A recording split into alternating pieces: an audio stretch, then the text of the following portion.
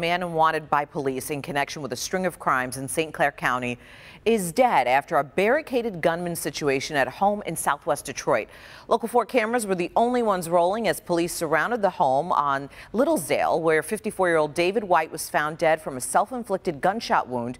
Coco McAvoy joins us from the scene with the very latest. The 4-hour barricaded gunman situation ended tragically when David White shot and killed himself inside of this home in southwest Detroit. And meanwhile, residents tell us they were trying to figure out what was going on and were told to stay inside of their houses. Didn't expect this excitement this morning. Martel Pegues's mother lives directly across the street from where all of the police activity was taking place this morning. So they were told by police to go to the basement for safety. Secure the area and just pray for the best at that point. But that's not what you want for your parents as they get older. You want to make sure that they're safe. This all started at around 5 o'clock this morning. David White wanted out of St. Clair County for an armed robbery and kidnapping. He had rented a room here in Detroit. The landlord, watching the Channel 4 story, realized she had rented a room to Mr. White. Commander Elvin Barron says the landlord called 911. Units from the 4th Precinct responded.